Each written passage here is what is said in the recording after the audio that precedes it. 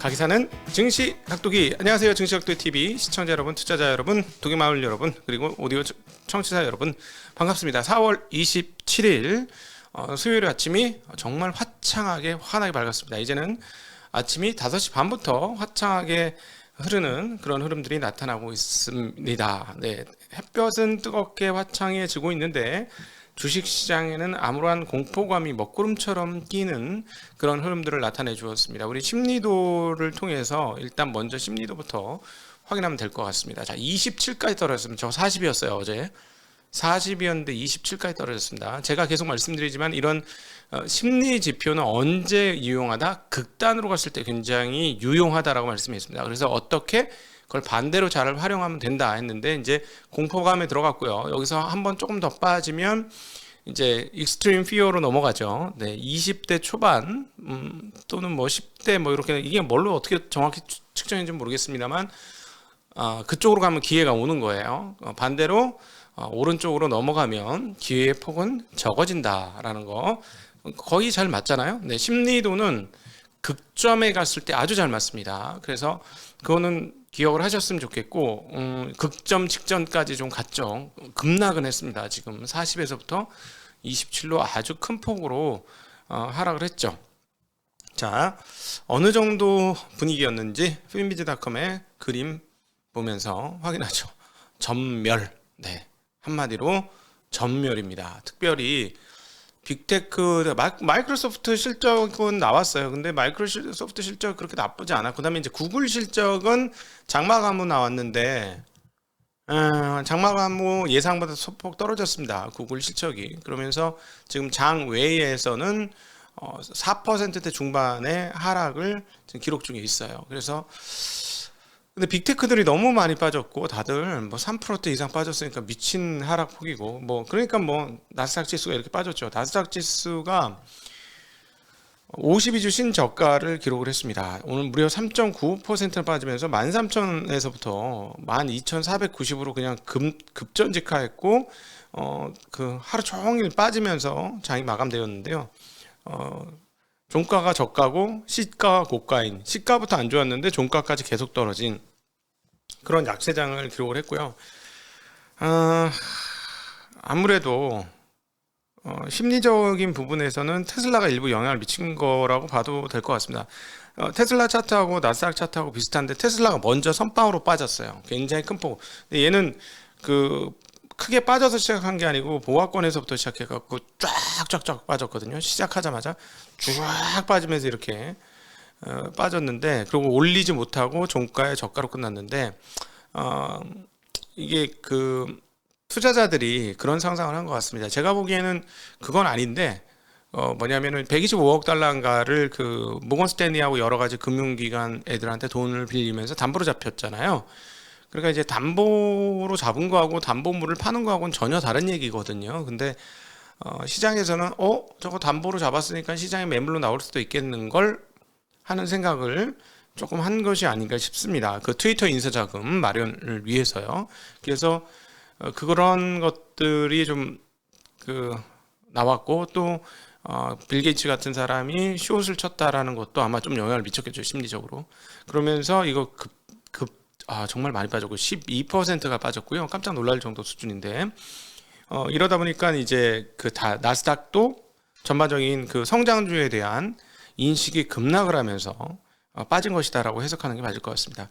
그거는 어디서도 확인이 되냐면 그 같은 업종인 리비안 루시드도 각각 9.5%, 8.74% 빠지면서 정말 미친 듯이 빠졌습니다. 이 정도 좀 심한 걸? 뭐 이런 생각은 전 들고요. 한마디로 증시를 요약을 해보면 불안이 공포가 되다라고 설명을 한마디로 표현할 수 있겠습니다. 근데 저는 이 시점에서 그 연합인포맥스에서 이제 그 외국의 투자자들의 이야기를 인용을 좀 따는데요. 제 마음에 쏙 드는 인용구가 있어서 같이 한번 나눠보고 싶습니다. 파인브리지 자산운용의 마이크 켈리는 성장에 대한 약간의 공포가 다가오고 있지만 우리의 견해로는 성장이 즉시 둔화되거나 인플레이션이 완화될 것 같지는 않다라고 얘기했어요. 딱 제 얘기입니다. 지금 저도 이렇게 생각해요. 똑같이 이렇게 생각하고요. 성장에 대한 약간의 공포가 다가올 수는 있으나 그러진 않을 인플레이션이 둔화되거나 성장이 즉시 둔화될 것 같진 않지만 시장은 이렇게 빠지게 되면 어떤 상상을 하냐면 여기에 덧붙여 가지고 여러 가지 생각을 하죠. 뭐냐면 야 이제 코로나도 풀리고 대면으로 가니까 이런 성장주들은 비대면 비접촉 사회에서 되게 좋지 않았어? 그러니까 이제 이런 애들이 좀 좋을 때가 끝났지. 이런 생각을 조금 하면서 시장이 그런 피드백을 남긴 거고. 근데 경제는 조금 고민을 하셔야 되는 부분은 뭐냐면 심리가 현장으로 피드백되면 또 현장이 또 심리로 다시 피드백을 주고 그러니까 무한 반복이 되는 그런 흐름들 자기광화적 흐름이라고 그러고 이건 소로스가 재기적이라고 하는 그런 흐름이 나올 수는 있죠. 그러나 지금은 그건 아닌 것 같고요. 그럼에도 불구하고 경기에 대한 우려감이 있었던 것은 분명히 맞는 것 같습니다. 그걸 어디서 제공했느냐? 제 생각에는 제 판단에는 동아시아에서 두 나라가 제공했습니다. 네, 한국과 중국입니다. 한국의 1분기 경제 성장률이 나왔는데요. 0.7%가 나왔습니다. 자, 그러면 4를 곱해볼까요? 4, 7에 28, 2.8%. 굉장히 낮은 성장률이죠. 그리고 세계 경기 성장률 비해서도 낮은데 한국은 뭐다? 세계 경기의 리트머스다. 리트머스 시험지다. 바로미터다. 그런 시그널이다. 이런 게 한국 경기이기 때문에 한국의 1분기 경기 성장률은 사실은 수출 최고가잖아요. 수출은 최고가이지만 수출을 분석해 보면 어떤 흐름들이 있나요? 물량이 꺾였습니다. 수출 대금은 최고치를 찍었는데 물량이 쭉 내려오고 있어요. 즉 가격이 비싸지면서 수출이 최고치가 됐고 또 환율 영향도 일부 좀 있겠죠. 그런 것들이 이제 물량이 빠지는구나 하면 미래 전망은 어떻게 될까요? 이제 좀 꺾이겠구나 하는 거를 볼 수 있고 한국의 수출 경기라는 건 세계 경기와 거의 직결하고 있는 상황이기 때문에 이런 것들이 있었고요. 또 하나 중국이 제로 코로나 정책을 우리가 보기에는 유지하는 거죠. 공장은 돌리고 있습니다만 그러나 아무도 못 돌아다니게 하니까 우리가 계속 이제 중국장 분석할 때도 계속 생각하고 있지만 빠져나갈 구멍이 잘 안 보이는 거예요. 이렇게 제로 코로나를 강하게 시행을 하면서 그리고 거기서 이제 자기네가 한 말이 있는 거죠. 자기네가 한 말 때문에 지금 걷어들이지를 못하는데 그동안에 이제 서구에서 막 수십만, 수백만씩 감염되고 미군 100만이 죽고 이런 거에 대해서 상당히 우리의 체제가 우월하다라는 톤으로도 그동안 얘기를 했거든요. 그러니까 이게 부메랑이 되고 있는 것 같습니다. 중국이. 그래서 게다가 그렇게 우리 체제가 우월하다고 얘기했는데 그 치명률이 더 높게 나오고 사망자가 더 높게 나올 거 하는 두려움이 좀 중국 당국에 좀 있는 것 같아요. 그렇기 때문에 쉽게 제로 코로나를 풀지를 못하고 제 눈에도 보이는 게 정책 당국자라든가 다른 전문가들한테 안 보이겠습니까? 다 보이죠. 그런 게 뻔히 보이고 또 하나 저렇게 셧다운을 하면 아무리 딴 데서 돈을 풀어봐야 경기 활성화율은 상당히 어려운데 벌써 4월이 끝났어요. 자, 그러면 중국이 4월도 안 되고 5월까지 경기 성장이 안 일어나면 나머지 후반에 돈을 도대체 얼마를 풀어야 5.5%를 맞출 수 있을 것이냐. 그거는 당연히 안 보이는 이런 상황들이 시장에 같이 영향을 미쳤다라고 볼 수 있습니다. 인민은행이 최근 금융시장에서 일부 파동이 일어나 투자자들의 전망에 부정적 영향을 끼친 점에 주목하고 있다라고 얘기하면서 금융 시스템은 코로나19가 경제 사회 발전에 끼치는 부정적 영향을 최대한 줄일 것이다 라고 얘기했지만 어제 우리가 중국 증시에서 봤습니다만 약간 이런 인민은행의 말조차 시장에 통하지 않는 흐름들이 저는 이번 미국 쪽으로 피드백이 간 것이다 라고 볼 수 있을 것 같습니다. 그렇게 해석해도 될 것 같습니다. 거기에다가 뭐가 기다리고 있죠? 네, 시장은 하락하면 더 나쁜 것만 더 보게 되는데 5월달부터 7월달까지 빅스텝이 3개월 연속 있을 수도 있다 라는 것들이 심리를 더 이렇게 부정적으로 만들었죠. 그런데 여기에 이제 실적이 좋게 발표됐음에도 불구하고 GE 같은 중요한 회사들이 실적을 발표하는데 향후 지금은 실적이 잘 나왔어. 그다음에 예상치보다도 잘 나왔어요. 그런데 공급망 차질에 실적이 압박을 받을 수 있을 것이다 라는 언급을 했습니다. 야, 근데 실적이 잘 나왔는데 주가를 10%나 뺐습니다.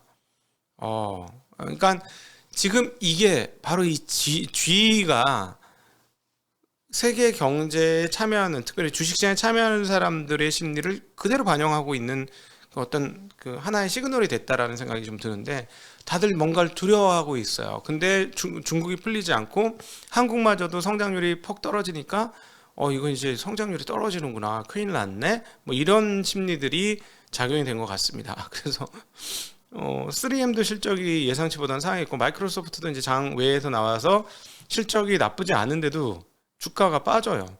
네, 앞서도 그 장중에도 빠졌습니다만 마이크로소프트가 이제 오르네요. 다행이네. 아까 빠지더니 5% 올랐고요. 마이크로소프트는 실적이 예상보다 상회하면서 올랐고 말씀드렸듯이 알파벳도 많이 줄였네요. 아까 5% 정도 빠졌는데 시간에서 지금은 2.97% 좀 빠졌습니다. 자, 그렇다면 마이크로소프트 구글이 어느 정도까지 반등할지 모르겠는데 그러면은 지금 시장은 이렇게 생각하고 있는 것 같습니다. 지금 요거는 정리를 해보면 오늘 너무 많이 뺐다라는 생각을 지금 시장이 조금 하고 있는 것 같아요. 시장이 그 처음에 뚜껑 땄을 때는 장외 시간 뚜껑 땄을 때는 약간 좋게 나왔음에도 불구하고 마이크로소프트 빠졌고 알파벳은 5% 이상 빠졌었는데 지금 줄이는 거 봐서는 오늘 이미 나쁜 부분들은 상당히 좀 반영했다라고 판단을 하고 있는 것 같습니다. 네, 그 지금 무려 그 52주 신저가를 나스닥이 기록을 하고 있고요. 네, 테슬라는 그 아까 모두에도 말씀을 드렸습니다만은 트위터 인수 자금 마련에 대해서 조금 시장이 과하게 평가하는 것 같습니다. 이거는 약간 오해죠. 제가 보기에는 담보를 줬다고 그 주식을 파는 건 아니잖아요. 집 담보로 대출 받았으면 집을 파는 건 아니잖아요. 네, 똑같은 얘기입니다. 그런데 심리가 나쁘니까 이렇게 반영을 한 것이다라고 볼 수 있겠고요. 얼마나 많이 떨어졌냐? 나스닥이 52주 신저가인데 2020년 12월 14일 이후 최저치고 그다음에 하루 낙폭으로는 오늘 이렇게 거의 4%까지 빠진 게 2020년 9월 8일 이후 최대 하락입니다. 그래서 4월 월간 흐름을 보면 S&P는 7.8%가 빠졌고요. 나스닥은 무려 12.2%, 다우는 4.2% 빠지면서 아주 뭐 암울한 지금 4월 달을 만들어주고 있습니다. 반대로 아까 경기 침체에 대한 우려가 심하다 이런 말씀을 드렸었는데요. 그러다 보니까 채권 시장은 어떻게 됐느냐? 채권 시장은 굉장히 강세를 나타냈습니다. 많이 강세였습니다. 10년 국채 금리가 2.7%대까지 내려왔습니다. 3 거의 갔었던 거죠. 그리고 2년물은 진짜 버라이어티하게 빠졌습니다. 어제까지만 해도 그제까지만 해도 2.7이었던 걸로 기억하고 분명히 2.6이었어요. 2.6대 후반이었는데 2.48입니다. 무려 20bp가 떨어졌어요. 네. 근데 이건 저는 말이 안 된다고 생각을 합니다. 이거는 5월 중순만 가도 말이 안 될 거예요. 이거는. 네, 이거는 채권 시장이 그동안 너무 약세였기 때문에 반등했고 또 계속 말씀드리지만 채권 시장의 과도한 믿음이에요. 그러니까 만약에 우리가 주식이 떨어졌다 반등하면 야 이제 드디어 그동안에 계속 올랐으니까 앞으로 기술주들 많이 오를 거야 라고 생각할 수 있는 거하고 비슷한 게 채권 시장도 그런 톤으로 지금 돌아간 건데 2년물 2.481 제가 보기에는 이건 좀 강한 것 같은데요. 채권에 계신 분들이 제가 이런 얘기를 하면 네가 뭘 알고 짓거려 이렇게 하실 수 있으나 제 느낌에는 오늘의 채권 강세는 조금 강한 것 같습니다. 제가 보기에는 30년은 2.835%고요. 5년은 2.738%입니다. 자, BNP 파리바의 다니엘 모리스 전략가가 한 말을 연합인포맥스에서 전하고 있습니다. 연준이 인플레이션을 진정시키기 위한 경기 둔화, 아마 경기 침체까지도 계획함에 따라 2022년 말까지 미 연준이 금리를 3.25에서 3.5%까지 인상할 것이다. 올해 남은 기간 동안 수차례 50bp 인상이 예상된다라는 이야기를 전하고 있습니다. 그러나 우리가 그동안에 계속해서 연준을 지켜보고 관찰하고 본 바로는 그다음 연준 총재들의 발언들을 추적해본 바로는 5, 6, 7월 달 연속 50bp 인상 가능성은 꽤 많이 올라온 건 사실인 것 같고 6월 달까지도 50bp는 반영하는 것이 맞을 것 같고 아마 그 주식시장이 여기서 추가로 추락하고 이렇다면 아마 7월 달은 50bp 안 할지도 몰라요. 분명히 시장을 보면서 하는 거거든요. 시장과의 커뮤니케이션을 굉장히 중요하게 여기는 사람들이기 때문에 만약에 시장이 그 금리 인상을 못 견디고 추락을 크게 한다 그러면 약간 숨고르기를 할 수도 있다. 이거는 당연히 합리적인 생각이다 이렇게 판단합니다. 달러화 지수가 유로화 대비 계속 강세입니다. 계속 말씀드리지만 달러화 강세가 지금 달러화 강세는 그 금리 인상권과 그다음 유럽의 완화적인 태도가 같이 결합하면서 나타나는 거고요. 이러다 진짜 유로하고 달러하고 1대1로 붙기 직전입니다. 지금 달러 지수는 102.30이고요. 유로 달러, 유로 대 달러 가격이 얼마냐? 1.063입니다. 1.063. 조금만 더 빠지면은 유로하고 달러하고 1대1로 붙는 상황이죠. 그리고 이제 오늘 같은 날은 그냥 위험 심리가 굉장히 위험 회피 심리가 강하게 작동을 하면서 그동안 초약세를 나타내었던 엔화가 강세로 돌았습니다. 127.13엔이고요. 반대로 약간 신흥국 대접을 받고 있는 한국 같은 경우는 워낙 약세 1161원까지 약세되었고요. 위안화도 달러 지준율을 1%나 낮췄음에도 불구하고 6.584로 약세 상태가 유지가 되고 있습니다. 그러니까 지금 그만큼 중국이 되게 안 좋게 보는 거고요. 제가 보기에는 세계 경제 전체에 있어서 중국을 안 좋게 보는 것들이 굉장히 큰 영향을 미치고 있다라고 해석해도 큰 문제가 없는 상황인 것 같습니다. 자, 미국 상무부 지표 발표가 있었습니다. 3월 내구재 수주 실적이 나왔는데 전월 대비 23억 달러 0.8% 증가한 2,750억 달러 예상치하고 부합을 했는데요.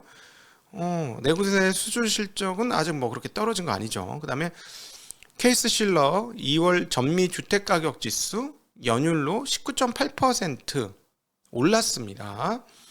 1월의 상승률은 19.1%, 그보다 더 올랐어요. 주택 가격이 이렇게 금리가 오르는 중에도 빠방하게 올라가고 있는 상황이라는 것이죠. 그리고 20개 도시 주택 가격 지수는 연율로 20.2% 올랐습니다.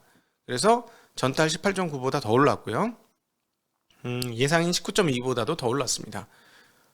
이거는 금리 인상의 주요한 요인이 되겠죠. 네, 그리고 MBS도 뺄 수 있는 QT하는 주요한 요인이 될 것 같습니다. 워낙 많이 올라서 이 정도 오르면 미국에 계신 분들도 가만히 안 있겠어요. 막 들썩들썩 하겠습니다, 분위기가.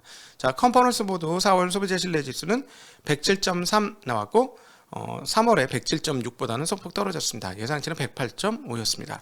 리치먼드 연은의 4월 제조업지수 14 나왔고 전월은 13, 전월보다 올라갔고 예상치 10보다도 꽤 높게 14가 나왔습니다. 3월 신규 주택 판매는 전월 대비 8.6% 감소한 76만 3천 채, 예상치는 77만 채였습니다. 그리고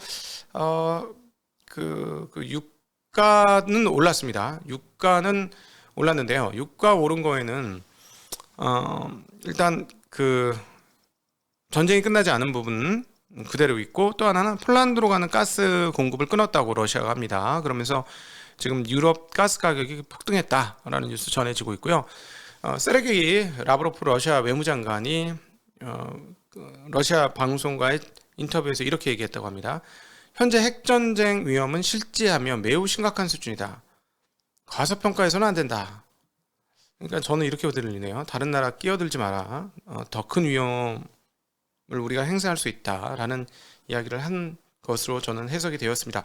자, 유가가 다시 올라서 그래서 유가는 100달러를 다시 돌파한 101달러였고요. 그 다음에 이렇게 기술주들이 많이 떨어졌고 반도체 주식들이 폭락을 했죠. 반도체 주식들은 업종 지수가 지금 4%가 넘게 폭락을 하면서 비트코인은 어떻게 됐을까요? 예, 비트코인이 5%의 급락을 보여주면서 38,000달러대까지 밀리는 약세 흐름을 보여주었습니다. 자, 여러분 계속 말씀드리지만 앞서 첫 번째로 띄워드렸던 별로 그렇게 정확한 것들을 말해주진 않아요. 심리도는 정확한 걸 얘기해주지는 않지만 극단점에 갈 때는 굉장히 유용하다. 익스트림한 그리드가 되든 탐욕이 되든 익스트림한 공포가 되든 익스트림 영역으로 가는 거는 굉장히 유효하게 우리에게 시그널을 주는데, 어떤 시그널을 준다? 반대의 시그널을 준다라는 것이죠.